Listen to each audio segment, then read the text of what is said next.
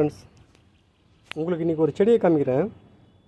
இந்த செடி என்னென்னு கேட்டாக்கா, இதை நாங்கள் எங்கள் கிராமத்தில் நட்டப்பழம் சொல்லுவோம். இந்த பழத்தை நம்ம சாப்பிட்லாம். இது சாப்பிட்டாக்கா எப்படின்னாக்கா, தக்காளி பழம் இருக்குது, இந்த மினி தக்காளி இருக்கு இல்லையா, பேபி தக்காளி, அது மாதிரி சின்னதாக இருக்கும். இது சாதாரணமாக கிராமத்துங்களில் எல்லா இடத்துலையும் முளைஞ்சிருக்கும். இதெல்லாம் நாங்கள் எல்லாம் பழுத்த பிறகு இதை சாப்பிடுவோம். இதை சாப்பிட்ட பிறகு நாங்கள் என்ன பண்ணி ஃபஸ்ட்டு விளையாடுவோம். இந்த காயில் இங்கே பாருங்கள், இதுதான் இதனோட காய். இது பூ, இதுக்குள்ளார காய் இருக்கும். இதை நாங்கள் என்ன பண்ணுவோம்னாக்கா, இதை பறிச்சுட்டு நெத்தியில் இப்படி அடித்தாக்கா டப்புன்னு சத்தம் வரும். நெத்தியில் அடிப்போம், அப்படி விளையாடுவோம், கையில் அடிப்போம், விளையாடுவோம், சத்தம் வரும். டப்புன்னு சத்தம் வருது இல்லையா, அதுக்காக தான் இதுக்கு நட்டப்பழம் அப்படின்னு சொல்லுவாங்க. இது சொடுக்கு பழம்னு சொல்லுவாங்க.